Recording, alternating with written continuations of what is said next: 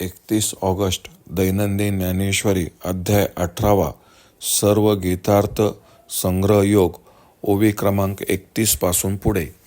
मी कळसू याची कारणे 18 अध्याय म्हणे.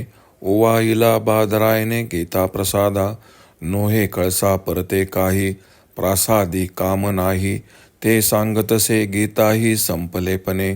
व्यासू सहजे सूत्रीबळी तेने निगमरत्नाचळी उपनिषार्थाची माळी माझी खांडिली तेत त्रिवर्गाचा अनुवारू आडू निघाला जो अपारू तो महाभारत प्रकारू भोवता केला माझी आत्मज्ञानाचे एकवट दळवाडे चाडून चौकट घडिले पार्थ वैकुंठ संवाद कुसरी निवृत्ती सूत्र सोडवनिया सर्व शास्त्रार्थ पुरवनिया आवो सादिला मांडनिया मोक्षरेखेचा ऐसे ने करिता उभारा 15 अध्यायात 15 भूमी निर्वाळलिया पुरा प्रासादू झाला उपरी 16वा अध्यायो तो ग्रीव घंटेचा आवो सप्तदशी तो चिठावो पडघानिये तया ही वरी अष्टादशू तो अपेसा मांडला कळसू उपरी गीता दिकी व्यासू ध्वजे लागला म्हणून मागील जे अध्याये ते चढते भूमीचे आये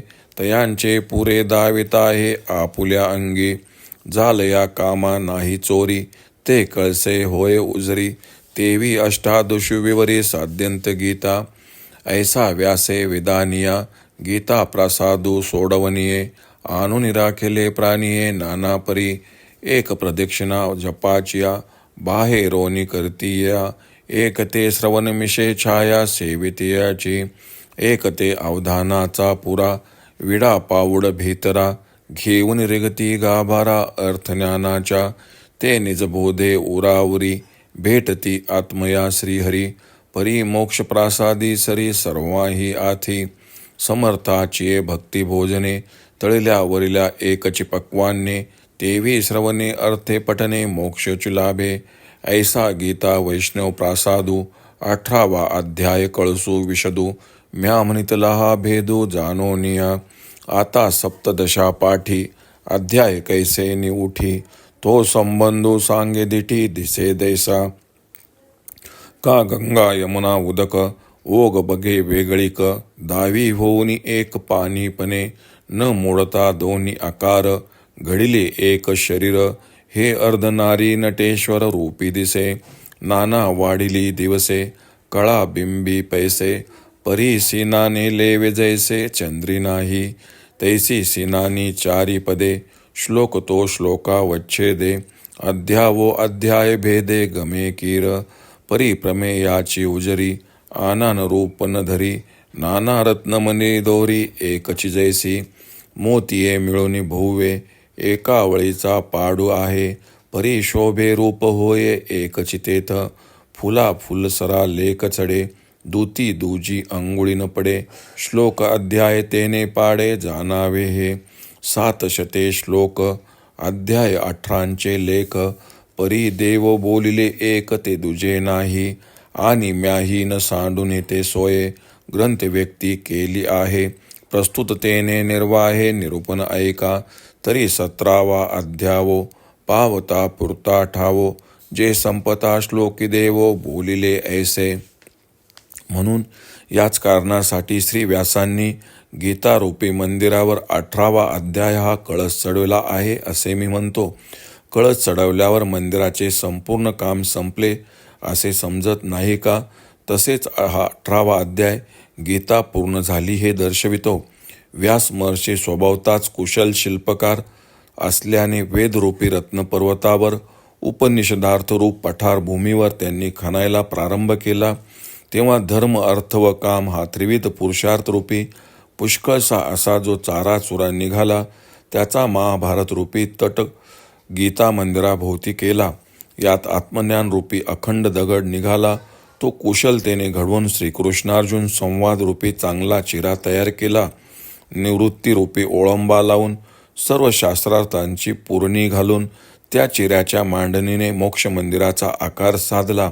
अशा तऱ्हेने गीतारूपी मंदिराची उभारणी करीत असताना भूमी शुद्ध करण्यापासून तो 15वा अध्याय संपेपर्यंतचे 15 अध्यायांचे गीतारूपी मंदिर गच्चीपर्यंत पुरे झाले.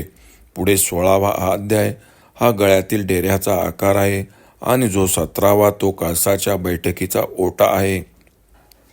त्याच्याही वर 18वा अध्याय हा सहजच उभारलेला कळस आहे आणि त्यावर गीतादिक शास्त्रामुळे व्यास हे ध्वजेच्या ठिकाणी लागले आहेत. म्हणून मागचे जे अध्याय ते एकावर एक चढते भूमिकेचे थर असून ते सर्व काम पुरे झाल्याचे हा 18वा कलसाध्याय दाखवितो आहे. झालेले काम प्रमाणबद्ध म्हणजे बिनचूक आहे हे कळसावरून स्पष्ट दिसते. त्याप्रमाणे 18वा अध्याय हा सर्व गीताशास्त्राचे विवरण करतो. कारागीर श्री व्यासांनी याप्रमाणे मोक्ष साधन रूपी मंदिर रचून अनेक प्रकारे प्राण्यांचा उद्धार केला आहे. या मंदिराला कोणी गीतापाठ रूपी प्रदक्षिणा घालतात, तर कोणी या मंदिराच्या सावलीचा श्रवण रूपाने आश्रय करतात. कोणी लक्षरूप विडा पैसा घेऊन मंदिराच्या अर्थज्ञान रूपी गाभाऱ्यात प्रवेश करतात. त्या अधिकाऱ्यांना आत्मज्ञानामुळे श्रीहरीचे दर्शन सत्वर होते, परंतु मोक्ष प्रासादात सर्वांना सारखा प्रवेश असतो. श्रीमंताच्या घरी भोजनास गेल्यावर तिथे खालच्या वरच्या सर्वांना जसे सारखे एकच पक्वान्न मिळते, त्याप्रमाणे गीता श्रवणाने, पठनाने व अर्थज्ञानाने सर्वांना शेवटी मोक्षच मिळतो. हे मर्म जाणूनच हे गीतारूपी वैष्णव मंदिर आहे व 18वा अध्याय हा कळस आहे असे मी स्पष्ट म्हटले. आता 17व्या अध्यायानंतर 18व्या अध्यायाची कशी उभारणी झाली आहे ही संगती स्पष्टपणे लक्षात येईल असे सांगतो. ओघाकडे पाहिले असता गंगा व यमुना यांचे पाणी वेगळे दिसले तरी पाणी या दृष्टीने त्यात भेद नाही. स्त्री व पुरुष हे 2 आकार न बिघडवता एक शरीर घडले. जसे अर्धनारी नटेश्वराच्या रूपात दिसते अथवा शुद्ध पक्षात प्रत्येक तिथीला चंद्राची कला वाढत आहे असे जरी दिसले तरी चंद्रबिंबाच्या ठिकाणी पौर्णिमेला तशा भिन्न कला दिसत नाहीत. एकाच लोकाचे 4 चरणांनी जसे भाग झाले आहेत असे वाटावे, तसेच एकाच गीतेच्या अध्यायाच्या संख्येमुळे भाग पडले आहेत असे वाटते, परंतु अर्थाच्या दृष्टीने त्यात भेद नाही. जसे माळेतील मण्यामध्ये एकच दोरा असतो, अनेक मोती मिळून एक सर होतो, परंतु त्यांच्या सौंदर्याचे रूप एकच असते. फुले व फुलांच्या हारांचे पदर मोजता येतील, पण त्यातील सुवास मोजण्यासाठी 1-2 अशी बोटे मोजता येणार नाहीत. तसेच या गीतेतील श्लोकाचे व अध्यायांचे आहे हे वेगवेगळे आहेत खरे असे वाटते, पण यातील सिद्धांतसार एकच आहे. या गीतेमध्ये 700 श्लोक, 18 अध्याय आहेत, पण देवांनी जे सांगितले ते एकच तत्वज्ञान सांगितले, दुसरे नाही. आणि मीही ती संगती न सोडता ग्रंथाचे विवरण केले आहे व याच धोरणाने या 18व्या अध्यायाचे निरूपण तुम्ही ऐका.